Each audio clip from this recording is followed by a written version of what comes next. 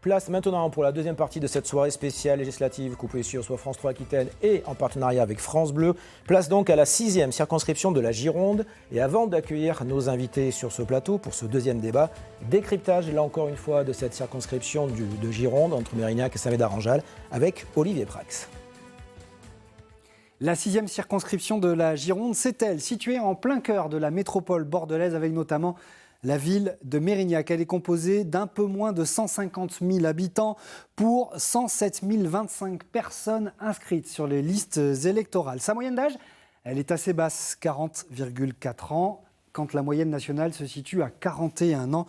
Le taux d'actifs est élevé aussi, 45,7% de la population. C'est 5 points de plus que la moyenne nationale. Le taux de chômage y est de 5,2%, en dessous de la moyenne nationale. Un chiffre à noter, 31,9% des personnes sont considérées comme aisées, c'est-à-dire au-dessus du salaire médian. C'est beaucoup, la moyenne nationale est de 23%. Un coup d'œil sur les élections européennes le 9 juin dernier. La Gironde s'est abstenue à 44,28% et a placé la liste Rassemblement national en tête avec 28,88% des suffrages exprimés. Autre coup d'œil dans le rétroviseur, le premier tour des législatives 2022. À l'époque, la Gironde s'était abstenue à 49,19%.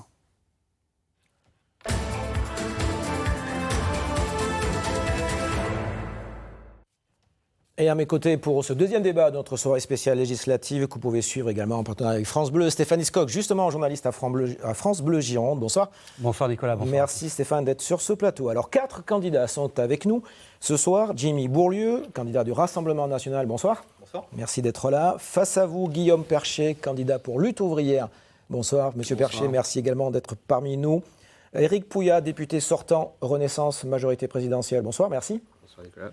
Et face à vous, Marie Récalde, Parti socialiste, candidate du Nouveau Front populaire. Bonsoir madame. Bonsoir. Merci d'être avec nous ce soir. Donc 4 candidats, ici 7 en tout dans cette circonscription. Voici donc les candidats complets. Il y a également Jonathan Flory qui est Mouvement des Solidarités et Progrès, écologiste, Franck Bonhomme de Résistants et Nicole Destouès, divers candidats Reconquête. On va évoquer maintenant, pour commencer, l'enjeu de ce premier tour, avec une question qui va être nationale. On va commencer avec vous, Éric Pouillat, candidat Renaissance. Les intentions de vote, on va rester prudent, ce sont que les intentions. Le premier tour, c'est le vote, le scrutin ce dimanche, donne une avance plus ou moins confortable au Rassemblement national. Dans votre circonscription comme ailleurs, est-ce que ce premier tour est joué d'avance ? Une élection n'est jamais jouée d'avance, ni perdue ni gagnée. Les élections législatives sont des élections locales, c'est 577 élections locales. Et donc, il ne faut pas se fier aux élections européennes. Vous êtes le député sortant depuis 2017. Tout à fait. Voilà, donc je mène campagne et je revendique mon bilan et mon action. Marie Récalde, cette question. Moi, je partage le fait qu'une élection n'est jamais jouée d'avance. Mais vous avez raison, les chiffres ont été assez impressionnants au soir du 9 juin. Et je pense qu'ils traduisent aussi la volonté des Français de s'exprimer et d'exprimer très clairement au pouvoir en place, à la majorité présidentielle, leur ras-le-bol et leur ça suffit. Et je crois aussi qu'ils ne pensaient pas revenir si vite aux urnes. Et donc nous verrons comment les choses vont se passer les 30 juin et 7 juillet. Mais il y a clairement une volonté d'expression d'un ras-le-bol. 24% pour le Rassemblement national au soir du scrutin de l'élection européenne. Jimmy Bourlieu, candidat du RN, vous aviez fait 5% en 2022. Est-ce que cette fois-ci, la dynamique est avec vous ? J'avais fait 15%. 15%, pardon. Est-ce que cette fois-ci, la dynamique est avec vous ? Oui, effectivement, la dynamique est avec nous, que ce soit dans cette circonscription ou que ce soit partout ailleurs en Gironde ou en France. Je pense, et il faut savoir l'assumer, que le Rassemblement national est le grand favori de ces élections législatives partout en France. Nous avons réalisé une performance qui était historique au moment des élections européennes.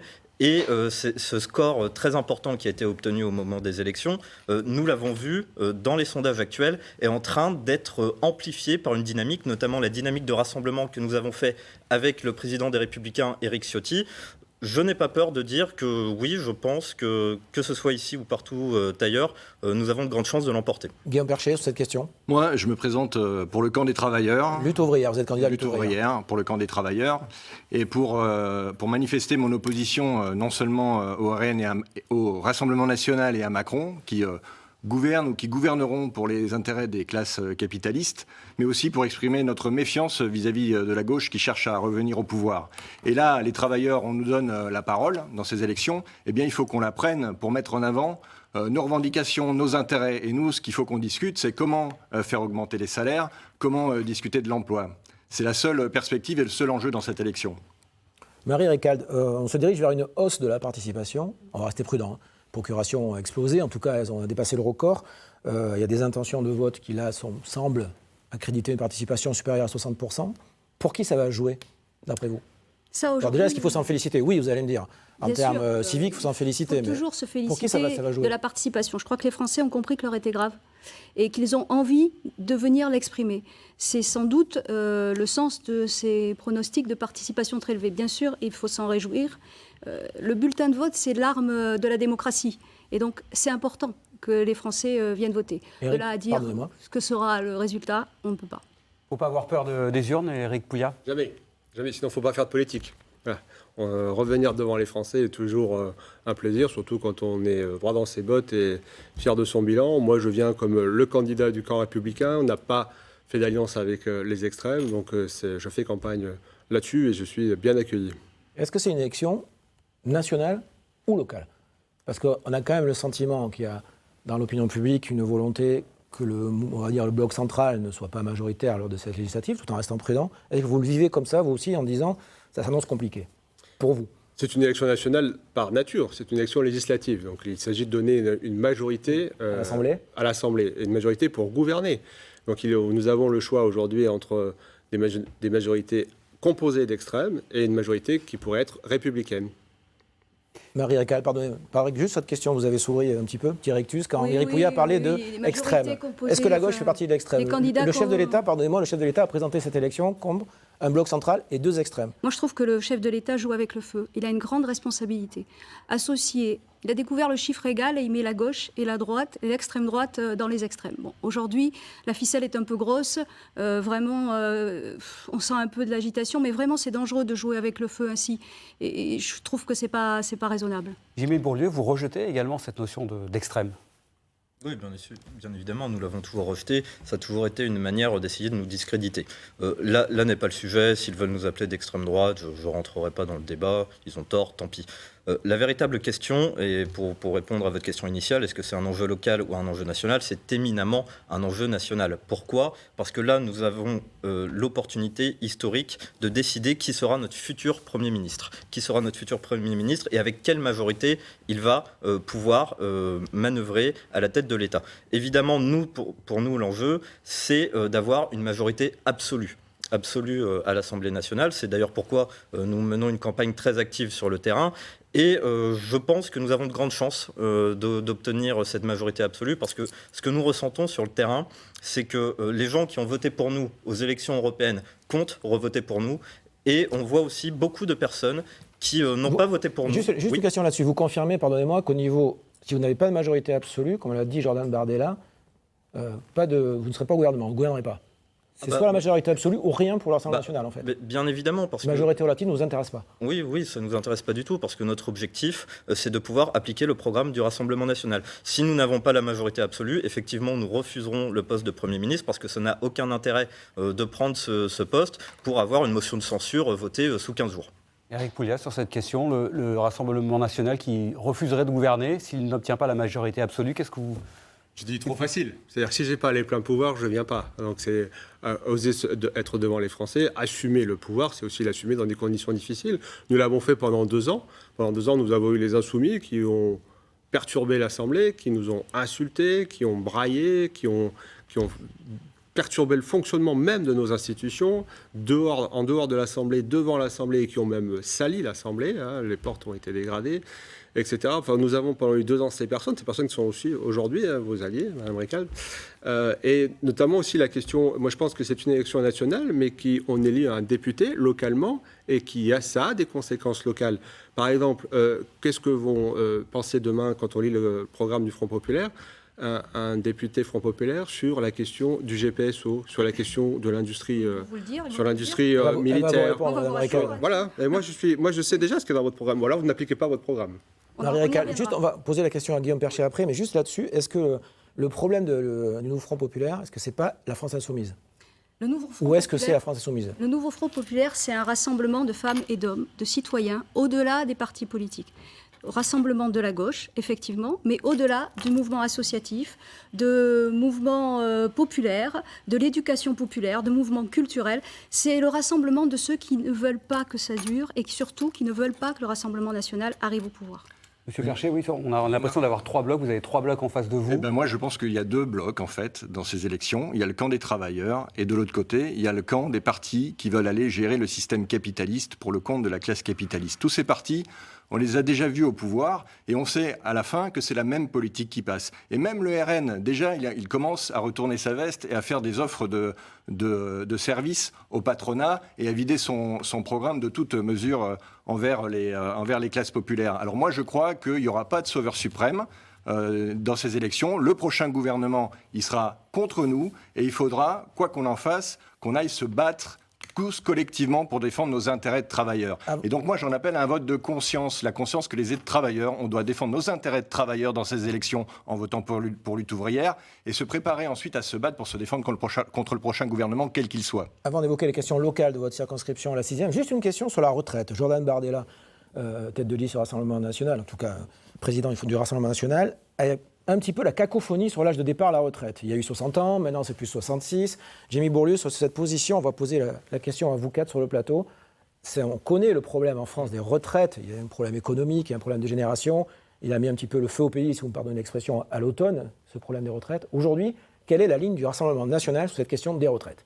Aujourd'hui, exactement. Oui, vous avez raison de le rappeler, cette réforme des retraites a fait beaucoup de mal à la société française. Elle a profondément divisé, profondément fracturé, et nous sommes engagés clairement à abroger cette réforme des retraites dès l'automne. Ce que nous allons faire, c'est mettre en place un système progressif, en suivant un principe assez clair et de justice sociale. Plus vous avez commencé à travailler tôt, plus vous pouvez partir tôt à la retraite. Les personnes qui ont commencé à travailler avant 20 ans pourront partir à la retraite à 60 ans, dès qu'elles auront 42 années de cotisation. Et le système sera progressif jusqu'à 62 ans pour celles qui ont commencé plus tard. Il y a toujours la question de l'âge pivot ou pas?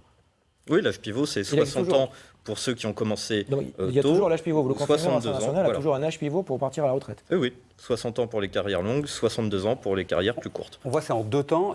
Pour la gauche, le nouveau Front populaire, c'est également en 2 temps, si on l'a bien compris. C'est retour progressif à l'âge de départ de 60 ans, mais Absolument. en 2 fois, c'est ça, Marie Récalde? Nous, vous savez, on est des gens responsables. C'est d'ailleurs le seul programme qui est chiffré, financé, dans un temps record. Il faut dire que le président de la République qui dissout un dimanche soir alors qu'on n'avait pas fini de dépouiller les urnes du vote des européennes et qui met un délai très contraint, sans doute pour nous éviter ou nous faire en sorte qu'on n'y aille pas. Mais on y est. Voilà. Donc notre programme à nous, il est chiffré, financé sur les retraites. Mais sur la question des retraites, c'est sur la question le des financement, retraites. il est clair. Il y a l'argent, on peut payer. Il y a l'argent. Et puis, franchement, quand plusieurs grands économistes, dont le prix Nobel de l'économie, Esther Duflo, disent que le programme est financé, moi, j'ai tendance à leur faire confiance. Donc oui, on abolit cette réforme des retraites. Et il y a on l'argent revient pour le faire. progressivement. Oui, il y a l'argent pour le faire. On revient et on va le chercher où il faut. Et on rétablit aussi les conditions de pénibilité qui ont été, je le rappelle, supprimées par le gouvernement actuel. Guillaume Percher. Oui, mais moi je crois, vous savez, les élections, c'est le temps des promesses électorales. Eh bien, on en a soupé des promesses électorales. Parce qu'on le sait, les promesses électorales, c'est fait pour être oublié une fois le résultat de l'élection acquis. Moi, j'ai manifesté contre les 43 ans lors de la réforme de retraite de Hollande, que Mme Récalde a voté à l'Assemblée nationale. J'ai manifesté contre Macron et sa réforme des retraites. Eh bien, je sais que le prochain gouvernement, il prendra des mesures d'économie sur les dos des couches populaires et donc il dégradera encore les retraites parce que sur le fond, il faut dégager des milliards et des milliards pour favoriser les entreprises, en particulier les entreprises d'armement qui ont des commandes qui s'envolent aujourd'hui. On rappelle, vous êtes candidat lutte ouvrière, Guillaume Percher, Éric Pouillat, cette question des retraites. Alors, vous avez fait partie de la majorité précédente, présidentielle. Voilà. Ça va coûter une fortune, Nous les l'avons programmes. voté. Donc voilà, nous avons agi en responsabilité. Il est vrai que nous avions au départ un autre projet, qui était celui de 2019, qui était un principe de retraite à points, que nous avions travaillé d'ailleurs avec des partenaires sociaux. Malheureusement, elle n'a pas pu se mettre en œuvre. La réforme qui a été faite là est une réforme, il faut le reconnaître, plus paramétrique. Je pense que c'est une réforme qui était nécessaire, qui produit déjà des effets. Les carrières longues ont été prises en compte. Mais il faudra aller plus loin et aller, je pense, continuer à soutenir notre régime de retraite par répartition et continuer à le réformer. Je pense qu'il n'y a pas de réforme. La réforme actuelle est une réforme paramétrique, je l'ai dit, et qui n'est pas encore aboutie. Il faudra modifier le système jusqu'à ce que le rendre encore plus juste. Jérémy Borlieu, ça va coûter combien le programme de la réforme des retraites au Rassemblement national et à la France ? Il y a quand même une question qui est très importante parce que vous venez de dire qu'il va falloir encore réformer les retraites. Est-ce que ça veut dire que vous, dans votre projet, vous comptez encore une fois repousser l'âge légal de départ à la retraite ? Non, c'est très clair, c'est pas dans notre projet. Vous avez toujours un projet caché avec les macronistes, Ah bah c'est ça oui, le problème. ah bah c'est sûr, vous pouvez être dans les complotistes, penser que voilà, on a toujours des choses. Non, moi C'est juste qu'Emmanuel Macron, par exemple, à la présidentielle 2017, avait dit qu'il ne toucherait jamais à l'âge légal de départ à la retraite. Il l'a fait. Donc oui, effectivement, vous avez toujours un projet que vous cachez plus ou moins aux Français. Alors, sur cette question, et vous répondrez sur le financement. Oui, bien sûr. Moi, je ne cache rien parce que je ne suis pas le ministre ni le président, je suis dans la majorité gouvernementale, présidentielle, mais j'ai agi, mais je suis un député avant tout. Donc je vote les textes et je peux les amender, c'est aussi mon objectif. Et je le fais d'ailleurs, j'amende énormément de textes et je participe au débat parlementaire. Donc il ne s'agit pas d'avaler un programme parlementaire et de le recracher, un programme gouvernemental et de le recracher. Il s'agit de participer au débat parlementaire. Donc effectivement, moi je pense que le projet que nous avions en 2017 était un bon projet de réforme du régime de retraite. Celui que nous avons mené en 2022 en responsabilité parce que nous devions faire face aux besoins de financement du projet, de notre système par répartition. Je pense que c'est un projet qui peut encore être amélioré. Jérémy Borlieu, cette question de financement à l'Assemblée nationale, est-ce qu'il y a l'argent, est-ce qu'il y a les moyens, est-ce que le financement sera assuré ? C'est un peu la question qu'on vous pose tout le temps, on dit il n'y a pas l'argent pour faire ce que vous proposez. Oui, mais il n'y a pas de problème de financement des retraites. Pour la simple et bonne raison qu'effectivement, il y a un déficit plus ou moins important en fonction des années des caisses de retraite. Mais la véritable question qu'il faut voir, c'est l'emploi des seniors. Dès que vous repoussez l'âge de départ à la retraite, le taux d'emploi des seniors baisse. Donc au final, au lieu de financer les retraites de ces personnes, vous allez financer le chômage des seniors. Au final, ça s'équilibre. Et donc, à chaque fois, quand ils nous disent « oui, il faut repousser l'âge de départ à notre retraite parce qu'on en a besoin pour essayer de sauver les comptes de l'État », non, c'est faux, parce que ça se reporte toujours sur un autre poste de dépense. On va passer aux questions locales dans votre circonscription. La 6e de la Gironde, ça suit un petit peu les retraites, même à notre niveau. Parlons d'abord du pouvoir d'achat, le thème de cette campagne. Pour les élections législatives, le prix du carburant, même si peut-être dans cette circonscription il est un peu moins prégnant qu'en zone rurale, mais quand même, il y a le prix de l'énergie. Le pouvoir d'achat, Marie Récal, sur cette question, avant de la poser à Guillaume Percher, on rappelle que vous êtes candidate du nouveau Front Populaire, elle est centrale aussi. Qu'est-ce que vous proposez aujourd'hui pour que les gens puissent, en majorité, vivre tout simplement de leur travail ? Exactement. Vous avez utilisé le mot, le pouvoir de vivre, et ça passe par le pouvoir d'achat. Y compris sur cette 6e circonscription, il y a des disparités. On la présente souvent, ça a été cité, les grandes entreprises de l'armement, l'industrie, et c'est vrai, et on doit s'en féliciter et l'encourager. Mais il y a aussi des quartiers politiques de la ville, ne serait-ce que sur la commune de Mérignac, il y en a 3, avec un taux de pauvreté qui avoisine les 38%. Des quartiers populaires. Des quartiers populaires. Sur le quartier d'Isère à Mérignac, on est en dessous du revenu médian français. Donc vous voyez qu'on a vraiment une question de pouvoir d'achat. Et quand les gens viennent nous voir, parce que quand on est élu local, on est au quotidien avec les gens, eh bien, ils nous parlent de ce sujet. Pour cela, le programme du nouveau Front Populaire a fait du pouvoir d'achat un point central. Avec la revalorisation du SMIC, avec la revalorisation des APL, avec la revalorisation des rémunérations des stagiaires et des jeunes en alternance, parce que la jeunesse, c'est un point majeur, mais aussi ça passe par l'accès à l'emploi, ça passe par la possibilité d'améliorer l'insertion de ces personnes et de les remettre debout. Guillaume Percher, vous êtes forcément d'accord avec ce genre d'idées, de propositions. Voire avec le SMIC à 1 600 € d'ailleurs, comme le propose le nouveau Front Populaire. Non, mais moi je suis pour augmenter bien sûr le SMIC largement et augmenter tous les salaires bien sûr, mais je ne pense pas qu'un gouvernement aujourd'hui qui va gérer le système capitaliste avec une majorité quelle qu'elle soit va le faire. Parce que le vrai pouvoir dans cette société, encore une fois, il n'est pas au gouvernement, il n'est pas à Matignon, il n'est pas au Parlement, il est dans les conseils d'administration des trusts et des banques. Alors moi j'ai un programme de lutte. Les politiques ne peuvent rien faire alors. Je pense que c'est un rapport de force avec la classe capitaliste. Et donc moi, j'ai un programme de lutte, j'ai un programme de mobilisation des travailleurs. Et nous, on met en avant l'échelle mobile des salaires. Alors oui, les salaires, ils doivent prendre 300 ou 400 € c'est le retard accumulé. Et ensuite, les salaires, ils doivent suivre l'augmentation des prix sous le contrôle des travailleurs. Si on ne fait pas ça, on passera à la casserole. Et encore une fois, ce n'est pas un problème de gouvernement, c'est un problème de mobilisation du monde du travail pour défendre ses intérêts de classe. Et c'est ça qu'on veut mettre en avant dans cette campagne électorale. Éric Pouliat, sur cette question du pouvoir d'achat, est-ce qu'il faut augmenter les salaires ? Candidat Renaissance et député sortant. Oui, le pouvoir d'achat, pour moi, c'est d'abord le travail. Vivre dans la dignité et le respect des autres par son travail. Et c'est ce que nous avons fait. Nous avons fait en sorte que le travail paie plus et que le travail soit plus valorisé. C'est aussi, que les dividendes soient moins taxés que les salaires. Je ne vous ai pas coupé, s'il vous plaît. Si. C'est aussi baisser les impôts. Donc nous l'avons fait. Oui. Enfin, la taxe d'habitation, la redevance, hausse aussi de la prime d'activité. Donc c'est ça pour moi, c'est que le travail, que chaque personne qui travaille, vive de son travail dans la dignité, puisse partir en vacances avec cette fierté de dire que c'est par mon travail, puisse payer les cadeaux de ses enfants à Noël en les regardant, en étant fier de son travail. Et c'est tout ça. Et je ne suis pas d'accord sur l'idée qu'il y aurait de l'argent caché quelque part, magique, qu'on pourrait prendre et qu'on pourrait redistribuer comme ça facilement. Il n'y a pas d'argent magique. Quand on fait des augmentations comme c'est prononcé, il y a plus de 300 milliards de dépenses publiques dans le programme du nouveau Front populaire. Financier, on verra. Mais pour l'instant, c'est des promesses.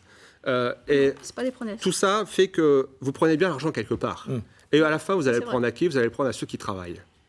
Sur cette question du pouvoir d'achat, le Rassemblement national, M. Bourlieu, propose de baisser le taux de TVA sur les produits de l'énergie, l'essence, le gaz, l'électricité. Ça, c'est pareil. Ça a été chiffré, cette mesure. Et qu'est-ce que ça va permettre ? Ça a été chiffré sur cette année. Ça coûtera 7 milliards d'euros. Et qui seront compensés notamment par la baisse de notre contribution en 2024. Vous dites cette année en 2024. Oui, tout à fait, oui. Voilà, précisez que tout soit clair. Oui, donc pour l'année 2024. C'est la première mesure que nous allons mettre en place dès notre arrivée à Matignon, dans le cadre de nos lois d'urgence qu'on va adopter dès l'été, à la fois donc, sur le pouvoir d'achat, mais aussi sur la sécurité et sur l'immigration. Et dès l'automne, nous allons lancer aussi un certain nombre de réformes structurelles pour pouvoir permettre de baisser les dépenses contraintes des Français. Ça a été un grand axe de la campagne de Marine Le Pen pendant la présidentielle 2022. C'était que notre priorité, ça va être surtout de rendre aux Français leur argent. On va évoquer juste maintenant un autre thème de votre circonscription, qui est commun à peu près à toutes les circonscriptions de ce pays, c'est la sécurité. Marie Récalde, une circonscription que vous connaissez bien, comme tous les autres candidats. Aujourd'hui, il y a forcément une question de sécurité qui se pose. Comment êtes-vous positionné par rapport à ça ? Oui. Il y a des quartiers qui sont difficiles, il y a des problèmes de drogue, d'insécurité, de cambriolage, à Mérignac entre autres, mais pas que dans la circonscription. À Mérignac entre autres. D'ailleurs, à Mérignac, nous avons c'est pour ça que je dis entre autres à Mérignac, mais pas simplement. Un commissariat neuf dont j'ai vu que monsieur le député s'appropriait la paternité, ce qui est faux, puisque les travaux, en tout cas la décision a été prise du temps où Alain Anziani était sénateur et moi-même député avec Bernard Cazeneuve, et que c'est grâce à la ville qui a donné, la commune de Mérignac, qui a donné le terrain gratuitement, que les choses ont pu se faire. Nous y avons d'ailleurs installé à côté un centre de surveillance urbaine, donc avec une centaine de caméras qui sont déployées sur la ville, et la police municipale qui est très présente. Et c'est pour ça que nous voulons aussi dans le programme du Nouveau Front populaire, rétablir la police de proximité. Parce qu'on sait que ça marche. Notre police municipale, qui, je vous l'ai dit, est composée aujourd'hui de 33 agents municipaux, elle est sur le terrain, elle arrive en premier, et c'est extrêmement important et rassurant. Et moi, qui suis très attachée et qui m'occupe beaucoup d'une question très particulière sur laquelle la police municipale de Mérignac est vraiment très, très engagée, à savoir la lutte contre les violences faites aux femmes et la lutte contre les violences conjugales et intrafamiliales, eh bien, à chaque fois, c'est la proximité qui fait que l'on réussit à sauver ces femmes ou à les mettre à l'abri. Donc ça, c'est très important. Moi, je crois que cette question de la sécurité. Moi, je crois que cette question... Lutte ouvrière, on rappelle, vous êtes candidat lutte ouvrière. Le camp des travailleurs, et donc je crois que cette question, elle est mal posée. La première insécurité, c'est l'insécurité sociale. C'est le fait qu'il y a un chômage qui est bien beaucoup trop important dans beaucoup d'endroits, et que le collectif, eh bien, il a été liquidé, disons, par des décennies de chômage qui va en s'aggravant. Et donc la première mesure qu'il faudrait prendre, mais moi je pense qu'il faudra se battre pour l'imposer, c'est la répartition du travail entre tous. Que tout le monde ait un boulot, que tout le monde puisse vivre de son travail. Le patronat, lui, il a la politique inverse. Il s'agit d'employer le moins de monde possible et de les exploiter le plus possible. Eh bien, c'est ça qu'il faut inverser. Et ça se fera encore une fois avec un rapport de force, avec le monde du travail mobilisé pour imposer ses intérêts. Jimmy Bourlieu, cette question de la sécurité, entre autres dans la circonscription qui la vôtre, en tout cas celle dans laquelle vous vous présentez, la 6e de Gironde. Oui, bah, tout à fait. Ce qui a été dit, le constat, il est clair, c'est qu'il y a une augmentation de l'insécurité dans la 6e circonscription de Gironde. Moi, j'aimerais rebondir sur ce qu'a dit Madame Récalde, donc qui vante un peu le programme et le bilan de la gauche en matière d'insécurité. Moi, j'ai lu attentivement le programme du nouveau Front populaire. Il est indiqué notamment que vous vouliez, je cite, réguler la population carcérale. Ce qu'on appelle réguler la population carcérale, c'est tout simplement quand il y a trop de monde dans une prison, on libère les délinquants et les criminels. Pas du tout. Donc, est-ce que Il n'y a c'est pas de comme maison ça? d'arrêt sur votre circonscription quand même. Hein. Non, mais par Non. contre, Non, à mais je me côté, pose la il y a question, c'est pour Grignon, ça. vous savez. Non, pas du tout. Par contre, il y aura ouais, pas du tout. Réguler la population carcérale, c'est juste travailler en humanité. C'est-à-dire arrêter d'entasser les gens dans des cellules où ils deviennent des fauves. Et quand ils sortent, effectivement, ce sont des fauves. C'est pas du tout libérer les gens comme ça. Éric Il y a Pouillard une connaît bien justice le dans sujet, ce hein, pays. pour être rapporteur du projet de loi sur Absolument. les maisons d'arrêt et les prisons. Cette question de la sécurité, Éric Pouillard. Est-ce qu'elle s'est dégradée, cette sécurité, sur votre circonscription depuis que vous êtes député? Il y a des logiques d'abord systémiques. Quand on concentre la population au même endroit, ce qu'on fait avec les politiques métropolitaines, forcément, on augmente la délinquance urbaine. Mais la sécurité, c'est l'affaire de tous. C'est l'affaire déjà du citoyen. Et je suis très content de voir qu'il y a des conventions, par exemple, entre certaines communes que je connais comme Saint-Thomas-de-Médoc et la gendarmerie pour mettre en place une participation citoyenne à la vigilance, notamment sur la lutte contre les cambriolages. C'est la participation des collectivités territoriales, Madame Récal l'a dit. Les villes ont un rôle à jouer en termes de police municipale. Moi, je suis pour l'armement des polices municipales et je suis pour le développement de la vidéoprotection. Et c'est le rôle de l'État, notamment par la création de nouveaux moyens. Je m'attribue la paternité, madame, parce que, effectivement, les 5 millions, c'est le projet de loi de finances 2018. Il n'a pas été voté avant. Donc, malheureusement, je ne dis pas que vous ne l'avez pas demandé avant. Mais c'est moi qui l'ai obtenu. C'est un budget de 9 millions. Et je ne renie pas les 2 millions qui ont été donnés par la ville et la métropole et je les en remercie pour monter ce beau projet. Donc, moi, je reconnais le travail de tout le monde. Mais je voulais dire, et je rejoins en cela un petit peu quand même mes interrogations sur le programme du Front populaire, c'est que, je n'en fais pas un reproche personnel à Mme Récal, mais c'est sur le fond du programme, il y a dedans l'abrogation de la loi sécurité globale, qui est quand même une loi qui permet de protéger notamment nos policiers et nos gendarmes. Il y a l'abrogation de la loi séparatisme, qui est une loi qui nous permet de lutter contre l'islam radical, qui est une réalité aujourd'hui sur notre circonscription. On n'en est pas totalement absent. Donc je me pose la question de comment on peut dire je suis pour la sécurité et abroger et nous enlever tous les outils législatifs dont nous disposons pour pouvoir l'assurer. Et une dernière chose, si vous voulez. Allez-y, je vous en prie. Ce ne sont pas qu'une réponse législative, je pense qu'il y a aussi une réponse éducative dans la sécurité. C'est-à-dire qu'il faut aussi responsabiliser des parents dans leur rôle. Ils sont aussi des acteurs du respect de l'autorité et notamment de l'autorité républicaine. Marie Récal, cette question. Oui, Vous êtes candidate au nouveau Front populaire. Là où je rejoins Éric Pouliat, c'est sur la question de l'éducation. Je suis tout à fait d'accord sur ce sujet-là. Ça commence par là. Tout commence par là, d'ailleurs. Sur l'abrogation des textes, ces textes ont été votés au forceps et à l'Assemblée nationale. Ils n'ont pas recueilli. Vous aviez la majorité et c'est normal, c'est la règle. C'est la règle et ça, je le respecte. Sans doute faut-il, et c'est le sens du texte du nouveau Front populaire, sans doute faut-il les reprendre. Il n'est pas question de ne pas lutter contre l'islamisme radical. J'ai moi-même, alors que j'étais députée, travaillé sur ces sujets-là, produit un rapport sur Daesh en particulier. Donc je connais ces questions-là. Il n'est absolument pas question d'être naïf. Il s'agit encore une fois d'être juste et équilibré sur ces questions-là. Pas de naïveté. Juste Guillaume Percher, écoutez, je voudrais juste qu'il dise un mot avant de vous faire agir Éric Pouillat et Dimitri Bourlieu là-dessus. Guillaume Percher, sur question. Je suis en colère parce que je vois 3 positions qui se rapprochent. Et ça, je pense que c'est de la démagogie sécuritaire qui ne va pas, de toute façon, au fond des choses. On essaye de détourner les yeux des gens vers l'islamisme radical, je ne sais pas quoi. Sauf que le fond du problème, c'est pas ça. Le fond du problème, c'est qu'on est dans une société capitaliste qui s'effondre et qui entraîne le repli sur soi, qui entraîne la montée des oppositions communautaires. Et la seule opposition qu'on peut faire, ça, c'est réintroduire la vraie opposition qu'il y a dans la société. C'est la lutte, c'est l'opposition entre les travailleurs et les patrons. Et c'est comme ça que le monde du travail peut s'en sortir. On est loin de l'islamisme radical, mais non, là-dessus. ça, c'est c'est une tentative de division de la population et ça va développer les idées racistes, ça va développer les idées d'opposition et c'est une politique qui nous ramène bien en arrière. Alors moi, je manifeste contre le racisme, je manifeste contre l'extrême droite, je pense que c'est un danger, mais je manifeste aussi contre ces gouvernements qui ont tous finalement la même politique qui est de nous opposer, de nous diviser, nous en bas, les travailleurs et les petites gens, les uns contre les autres. Jérémy Bourlieu, sur cette question de après, vous allez réagir radical, c'est une illusion, l'islamisme radical, sur votre circonscription, Jérémy Bourlieu, pour le Rassemblement national? Non, une illusion non, parce que dans la métropole comme dans la circonscription, il y a effectivement un certain nombre de personnes radicalisées. Et encore une fois, il faut traiter le mal à la racine. Le premier problème de la radicalisation islamiste sur notre territoire, non, ce n'est pas le capitalisme, c'est l'immigration massive. Et pendant 7 ans, non, c'est pas dégueulasse, c'est la réalité. Pendant 7 ans, pourquoi c'est dégueulasse? Parce que vous opposez Qui sont les islamistes dans notre pays? Parce que vous opposez les pauvres les uns aux autres. Qui sont les islamistes dans notre pays? À s'attaquer aux travailleurs immigrés, comme le fait d'ailleurs le gouvernement Macron. Je viens de parler d'islamistes. Vous avez parlé d'immigration. Et vous faites un amalgame honteux. Ils sont nés dans nos campagnes, peut-être. Vous faites un amalgame honteux ça vient des campagnes entre normandes. l'islamisme radicalisé et les migrants et les immigrés. Et ça, c'est pour... Est-ce que vous faites de l'amalgame ou pas? Est-ce que vous faites de l'amalgame? Il vous pose la question, il dit que vous faites de l'amalgame au Rassemblement national, cette question. Est-ce que c'est le cas ou pas? Je ne dis pas que tous les immigrés sont des islamistes, évidemment, mais par contre, je dis... Non, je ne dis pas ça. Je dis que tous les questions liées à l'intégrisme islamiste sont effectivement liées à l'immigration. Ce n'est pas du tout la même chose. 70% des Français sont d'accord avec moi, y compris vos électeurs. Éric Pouliat, vous avez travaillé sur ces questions de la radicalisation.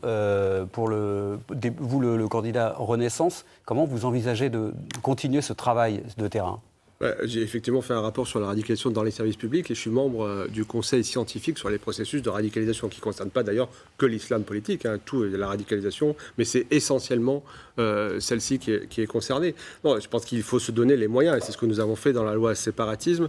C'est-à-dire, il faut être aux côtés de nos policiers et de nos gendarmes. Moi, je suis quand même un petit peu gêné quand j'ai entendu sur les bancs pendant 2 ans des gens dire que la police tuait, que la police était raciste. Voilà, et que ces gens-là aujourd'hui sont dans un mouvement qui s'appelle le Nouveau Front Populaire. Je vous fais pas le truc à vous. Je partage tout à fait ce que vous dites, Monsieur Pouliat, et vous le savez. Mais ce sont clairement la France insoumise, dont vous parlez, Éric Pouliat. Oui, tout à fait. Les députés de la France insoumise, que ça soit clair, qui sont avec dans le Nouveau Front Populaire. Tout à fait. Voilà, moi j'ai un problème avec ça parce qu'on voit bien que les solutions remontent. Ils nous remettent le récépissé sur les contrôles d'identité. Ça veut dire quoi? Ça veut dire qu'on jette la suspicion sur le policier, qu'il serait raciste, donc il contrôlerait plus les personnes de couleur que les autres. C'est tout cette idéologie-là qu'il y a dans le programme du Nouveau Front Populaire que moi je ne peux pas accepter. Je suis aux côtés de mes forces de sécurité intérieure, de mes policiers et de gendarmes depuis 7 ans. Le sujet sécurité, c'est mon sujet numéro 1. Et je pense qu'il y a dans ce programme une claque, une défiance jetée à l'égard de nos forces de sécurité. Juste là-dessus, on va faire réagir Marie Récal et après on va passer à un autre sujet. Écoutez, me faire le procès en extrémisme, et ça je ne peux pas l'entendre. Je veux bien entendre beaucoup de choses, mais ça je ne peux pas l'entendre. Moi je suis fille de gendarme, en plus. Vous voyez, donc j'ai baigné là-dedans. Il faut... absolument, moi je soutiens les policiers, je soutiens les gendarmes, je soutiens les forces de l'ordre et je l'ai manifesté dès les premiers moments. Et oui, je suis d'accord avec vous, je m'inscris en faux et je ne cautionne pas les propos qui peuvent être tenus comme sur la police. Oui, mais on n'est pas obligé de tout accepter et je le dis très clairement. Vous dites clairement, vous êtes et je le dis clairement, je suis au Parti socialiste et pas forcément d'accord avec tout ce qui est dans le programme. Mais bien sûr, je dis clairement que je ne suis pas d'accord avec ces expressions et je l'ai dit dès le départ. Voilà. Donc il faut être clair. Après, il faut être aussi très attentif à ce qui se passe et à ne pas laisser... Il faut être aux côtés des forces de l'ordre, leur donner les moyens d'agir, mais aussi dans le contrôle et le respect de chacun. On va passer à un dossier, un équipement central sur votre circonscription, c'est l'aéroport de Bordeaux-Mérignac, avec un gros dossier qui a fait couler beaucoup d'encre ces mois derniers, la fameuse piste séquente qui permet de délester une partie du trafic sur une piste perpendiculaire à la piste centrale. Pour ou contre la fermeture de cette piste séquente, l'État doit se prononcer d'ici 2026. On sait que ça provoque pas mal de nuisances, ces activités d'avion. Qu'est-ce qu'on fait pour la piste séquente? On la garde ou on la supprime, Éric Pouliat? Alors, je suis très content d'en parler à chaque législative, mais je tiens à dire que le député, c'est la seule personne qui n'est pas au conseil de surveillance de l'aéroport. Donc, il y a le... Mais vous avez quand même... Oui, l'État y est. Le Je ne suis pas représentant de l'État, je suis un élu de la République. Oui, mais je ne suis pas représentant de l'État, je suis un élu de la République. Il y a le département, il y a la métropole et il y a les communes concernées, notamment comme Mérignac. Donc, je crois que vous siégez à ce conseil. À la fin, Voilà. c'est l'État qui tranche. Voilà. Oui, à la fin, c'est l'État qui tranche. Mais je veux dire, ça s'invite dans le débat législatif à chaque législative. Mais enfin, c'est un des sujets sur lesquels... Parce que c'est sur votre circonscription. Voilà, exactement. Et c'est pour ça que... D'ailleurs, en 2022, vous avez séché le débat qui était organisé sur l'aéroport. Non, j'ai fait une réponse très détaillée parce que je ne pouvais pas ce soir-là. Et non, c'est pas... Ils nous ont lu votre réponse. Non, ils ne vous l'ont pas lu parce qu'elle faisait 3 pages. Alors, il va donner sa réponse. Mais bon, c'est pas le sujet. Sa réponse. Parce que franchement, c'est pas le sujet. Mais non, très clairement, moi, je pense que les sujets de l'aéroport, et je suis en lien avec le directeur assez régulièrement, et je suis régulièrement à l'aéroport pour savoir exactement qu'ils sont nombreux. Il y a la piste 50, certes, je vais y revenir, mais il n'y a pas que ça. Il y a d'abord les vols de nuit. Et moi, les nuisances pour les riverains. Voilà, je suis totalement favorable à l'arrêt des vols de nuit, ça, j'ai aucun problème avec ça. Il y a la réduction des nuisances globalement, et l'aéroport, je sais, met en œuvre aujourd'hui un plan de réduction de ces nuisances. Et après, il y a la question de la piste séquente. La piste séquente, je crois que tout le monde n'est pas d'accord, il me semble, sur le sujet, notamment les élus locaux. Je crois qu'ils sont divisés sur le sujet. Il y a ceux qui veulent le garder, ceux qui veulent... Elle a un coût aujourd'hui, il faut l'entretenir, il y a un coût important, donc l'État doit investir lourdement. Il y a une consultation en cours sur les vols de nuit, mais je pense qu'on peut l'étendre à la question de la séquente. Je pense qu'il faut faire avec les élus locaux et avec les populations. C'est eux qui sont les plus concernés. Que ce soit une décision de l'État qui arrive d'en haut, je pense que ça serait dommage. Jimmy Bourlieu pour l'Assemblée nationale, cette question de l'aéroport de Bordeaux-Mérignac, la nécessaire, en tout cas l'équation entre développement et respect de l'environnement et nuisance des riverains. Alors sur la piste séquente, moi je vais donner une vraie réponse, contrairement à M. Pouillat. Moi je suis opposé à la fermeture de cette piste. Pour 2 raisons. La première raison, c'est d'abord le bon fonctionnement de l'aéroport. Je tiens à rappeler qu'il y a quelques années, la piste principale avait dû être fermée pour des travaux qui étaient très importants. Et cette piste séquente était justement une piste de secours pour les décollages et les atterrissages des avions. Donc pourquoi est-ce que là, nous déciderions de fermer cette piste alors qu'elle a toujours une utilité, donc à la fois de piste de secours, et surtout, moi je regarde ce qui est fait ailleurs. Il faut regarder ce qui est fait par exemple à l'aéroport de Nantes, où dans l'aéroport de Nantes, on est justement en train de créer cette piste séquente parce qu'elle correspond à un besoin identifié sur le territoire. Maintenant, si jamais on devait fermer la piste séquente, ça voudrait dire soit on a une seule piste et donc qui peut être fermée temporairement pour des travaux, soit on va être obligé de doubler cette piste. Et là aussi, ça coûtera de l'argent et ça posera des problèmes à la fois d'accès au foncier et aussi de réaménagement de l'aéroport en lui-même. Oui, il n'y a aucun projet de doublement de la piste. Marie-Ricard, sur une question. C'était les 3 scénarios envisagés. On en avait parlé justement au débat. Mais j'ai répondu à cette dame. Marie-Ricard, pour le nouveau Front populaire, est-ce qu'on partage les nuisances en conservant cette piste séquente ? D'abord, je veux rappeler que l'aéroport est une chance pour la 6e Circo et pour la métropole et pour la Gironde. Je pense qu'il faut le rappeler. Le nombre de gens qui travaillent pour l'aéroport et autour de l'aéronautique, il faut le rappeler. Après, l'aéroport et son existence et son développement ne doivent pas se faire au détriment de la qualité de vie des habitants, d'autant plus qu'il y a une acceptabilité beaucoup moins importante désormais avec des vols qui sont nombreux, même si le trafic a baissé. En cette saison, c'est la saison touristique. Alors là, on commence la pleine saison, juin, mais le trafic a légèrement baissé, on est en deçà du trafic de 2019 et bien en deçà. Oui, mais il est prévu qu'il arrive à 15 millions d'ici 2035. Alors, ça c'est dans le plan de composition générale de l'aéroport. Il y avait justement hier un conseil de surveillance de l'aéroport auquel je siégeais, c'est exact, puisque j'y siège au titre de la ville et que l'État y siège puisqu'il est quand même l'actionnaire, la ville de Mérignac. L'actionnaire principal est quand même l'État.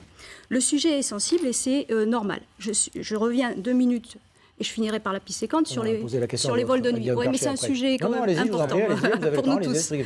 Moi, j'habite sous la piste secondaire, donc je connais parfaitement le sujet et je subis un certain nombre de nuisances et je peux en parler donc en connaissance de cause. Mérignac est la seule ville d'ailleurs qui a sur son territoire les 2 pistes, donc voilà. Les vols de nuit, arrêt des vols de nuit, et c'est ce qui est demandé par l'ensemble des collectivités de 22h à 6h. Vous savez que ça doit remonter à l'Union européenne, donc on n'est pas encore... pour l'instant. Ce qui n'est pas le cas, d'autant moins que vous parliez de l'aéroport de Nantes, nous servons quand même de délestage pour l'aéroport de Nantes, qui lui ferme à minuit, et quand les vols arrivent au-delà, ils viennent sur Bordeaux. Donc vous imaginez, en termes même de coûts écologiques, ce que ça peut donner. Sur la piste séquente, c'est vrai que cette piste existe depuis longtemps, qu'il y a des travaux à faire, c'est de l'ordre de 25 millions d'euros. Donc c'est un coût important. Aujourd'hui, il y a l'inspection générale a lancé un travail sur la réflexion. Pour ma part, je pense, et c'est un échange qui a lieu au niveau des maires de la métropole, qui se sont réunis d'ailleurs la semaine dernière à ce sujet-là, qu'il doit y avoir une solidarité entre les communes sur ce sujet-là. Donc ça veut dire qu'il faut partager les nuisances. Sur cette question, avant de poser une dernière question à vous quatre pour terminer ce débat. Moi, je prends rarement l'avion, mais moi je suis méfiant parce que sur la fermeture de la piste séquente, parce que je pense qu'il y a des intérêts dont on n'a pas forcément connaissance. Il y a de la récupération du foncier, il y a la création de parkings, il y a peut-être des promoteurs immobiliers qui attendent que ça et qui spéculent sur les terrains. Et moi, là-dessus, ce que je pense, c'est qu'on parle des maires, beaucoup des maires, mais jamais de la population qui n'a pas son mot à dire. Eh bien, il faut un contrôle de la population, il faut l'ouverture des livres, savoir ce qui se passe. Ils sont interrogés régulièrement. Interrogés, oui. Est-ce qu'ils sont informés? Est-ce qu'ils sont informés? Si, ils sont informés. Est-ce qu'ils sont informés des projets des promoteurs immobiliers? Est-ce qu'ils sont informés des projets?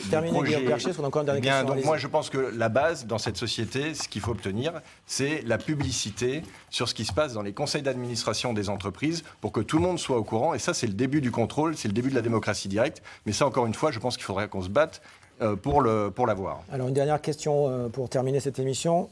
Vous quatre, elle est très simple. Sur un autre sujet, en forme de conclusion, Jimmy Bourlieu, on va commencer avec vous. Pourquoi faudrait-il voter pour vous, ou en tout cas voter Rassemblement national à cette élection législative? Parce que contrairement à mes deux opposants principaux, j'assume mon étiquette.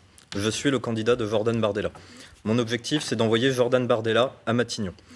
Mes deux adversaires représentent deux familles politiques que les Français rejettent très massivement. Vous avez Éric Pouillat, qui est le représentant d'Emmanuel Macron. Emmanuel Macron qui a mis l'État en situation de quasi-faillite et qui a créé le désordre à la fois dans la rue, dans les comptes publics et sur la question migratoire. Et vous avez en face de moi une candidate qui représente, et même si elle a tendance à vouloir refuser cette étiquette, une alliance que j'estime extrêmement dangereuse pour la France. Madame Recalde, c'est un peu le visage du socialisme bon teint. Ma question c'était sur vous, pourquoi vous Pas contre les autres, mais pourquoi vous? Alors très simple, parce qu'après, on va pour tourner la page du macronisme, pour faire barrage à l'extrême gauche. Marie Recalde, sur cette question, pourquoi voter pour vous, s'il vous plaît?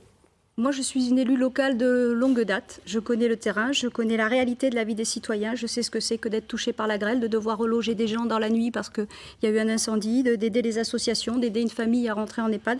Je n'ai honte de rien, comme j'ai pu le lire ce matin dans notre grand quotidien régional, ni de mes valeurs, ni de justice, d'égalité, de fraternité, de laïcité.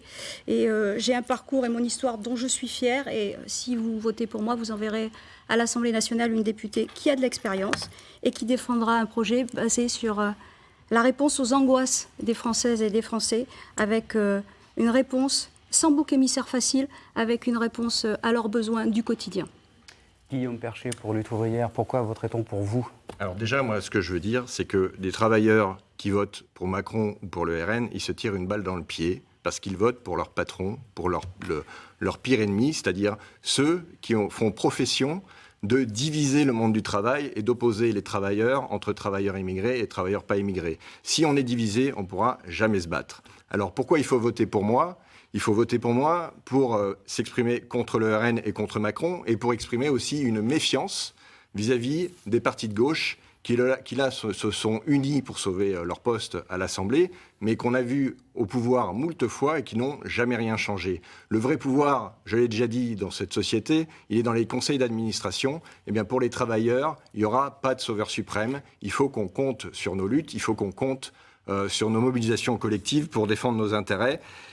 Mais je pense qu'il faut aussi envoyer au Parlement un travailleur, non pas des notables qui font profession de gérer le système capitaliste, mais qui seront les yeux et les oreilles du monde du travail à l'Assemblée nationale pour dénoncer les affaires des bourgeois et des notables à leur service. Vous avez une minute également, comme les autres candidats qui étaient sur ce plateau. Pourquoi faudrait-il voter pour vous et votre parti? Depuis 7 ans, je suis le député de cette circonscription. Renaissance, on rappelle. Tout à fait. Depuis 7 ans, je suis le député de cette circonscription. Depuis 7 ans, je travaille au quotidien en tant que député du peuple, de terrain, pour notre sécurité, pour les emplois, pour vos emplois, pour votre pouvoir d'achat.